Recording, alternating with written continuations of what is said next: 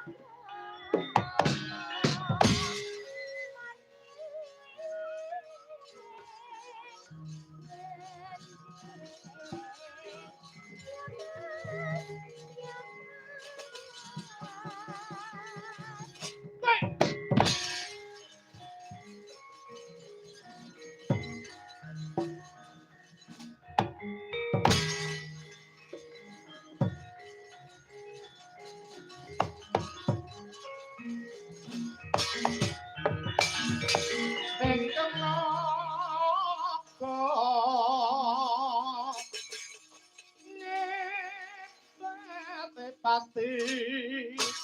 gengira rekalanira muni naga makian katon galakku melak wisanya nampak gisik manaut sigro marang risang bayu siwi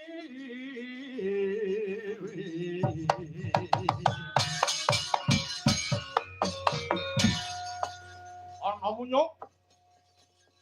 malang kadak ngalang-alangi sing dadi laku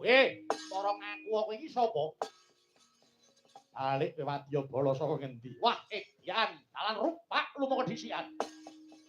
Wadyabala saka ing Dwaraka Kawestri kekesete Gustiku Prabu Yudhakala Kresna ya Sang Prabu Kresna bijaksa Temenggung Prawira Sandi iki Prawira Sandi yo kowe sapa iki serayaning dewa Anoman kang dadi aranku Anoman iya minggir para dewa kon maju rene kon nyembah delamak sikilku tak tugele gulune ora sah nyumbari sing ora ana kowe kelakon bedah Suralaya Waton bisa nglangkai bangkene Anoman lho edian kowe iki kethek iki kewan iki derajate ana sak ngisore menungso kowe wani nyumbari aku tak bekakak tak nggo trambul sak kancaku yen kowe ati nyoba maraja banget ora bakal aku tinggal langgang colong playu tebak dadak mlesati kamu aja tak padha sae para teman